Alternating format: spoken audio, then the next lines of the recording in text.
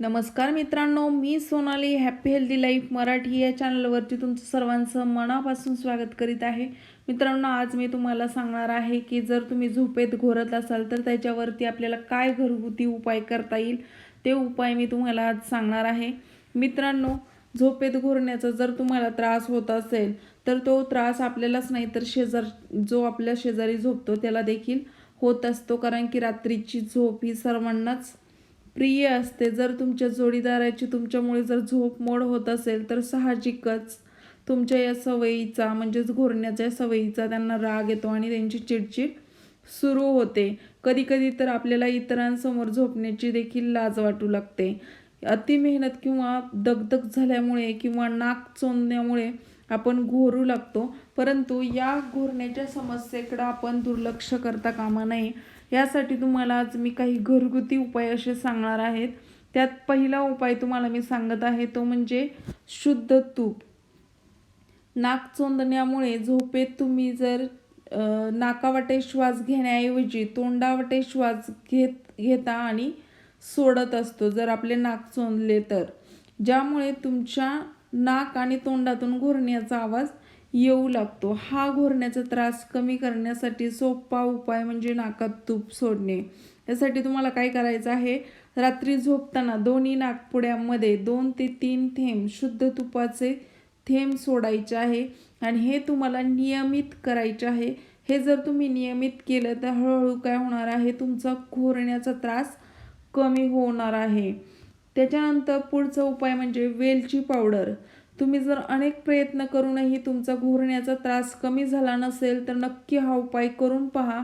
यासाठी तुम्हाला काय करायचं आहे, रात्री झोपण्यापूर्वी दुधामध्ये वेलची पावडर मिक्स करायची आहे आणि ते दूध तुम्हाला प्यायचं आहे। जर तुम्हाला दूध आवडत नसेल तर तुम्ही हे वेलची पूड कोमट पाण्यातून देखील घेतली तरी चालेल। हा देखील उपाय तुम्ही रोज केला तर तुम्हाला जाणवणार आहे की तुमचा हळूहळू घोरण्याचा त्रास आहे तो कमी होणार आहे। त्यानंतर पुढचा उपाय मी तुम्हाला सांगत आहे तो म्हणजे सोपा उपाय आहे, तो म्हणजे आहे पाणी। शरीराचे शारीरिक कार्य सुरळीत चालण्यासाठी दररोज आपल्याला 8 ग्लास पाण्याची शरीराला आवश्यकता असते। मात्र एवढंच नाही तर नियमित पाणी पुरेसे पिण्यामुळे आपला जो घोरण्याचा त्रास असतो तो कमी होत असतो, कारण शरीरातील पाण्याची पातळी कमी झाली की तुमचं नाक आणि श्वसन मालिकेतील जो मार्ग आहे त्यातील चिकटपणा कमी होतो, ज्यामुळे तुम्हाला घोरण्याचा त्रास होऊ लागतो। त्यामुळे हा त्रास कमी करण्यासाठी आपल्याला काय करायचं आहे, भरपूर पाणी प्यायचं आहे। पुढचा उपाय म्हणजे निलगिरी तेल। जर तुम्हाला सतत सर्दीचा त्रास होत असेल आणि त्यामुळे तुम्ही घोरत असाल तर हा उपाय नक्की करू शकता।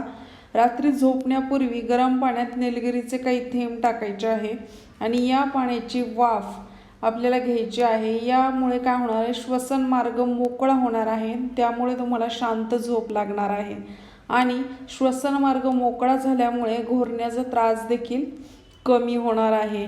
त्यानंतर पुढचा उपाय आहे हळदीचे दूध।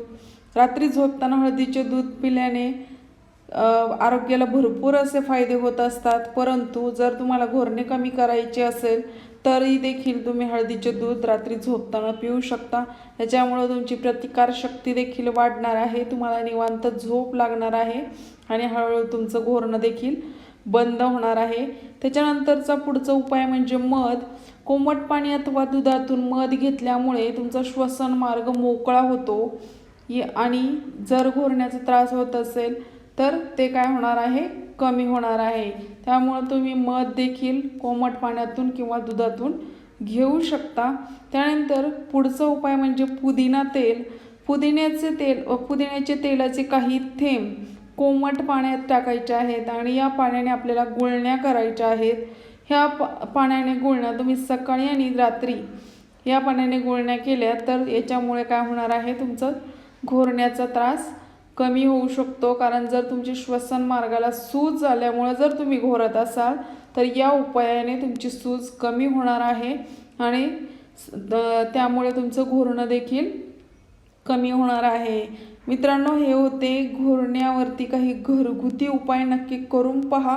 व्हिडिओला लाईक करा, चॅनलला सबस्क्राईब करा. पुन्हा भेटूया एका नवीन व्हिडिओसोबत आणि नवीन माहितीसोबत. तोपर्यंत नमस्कार.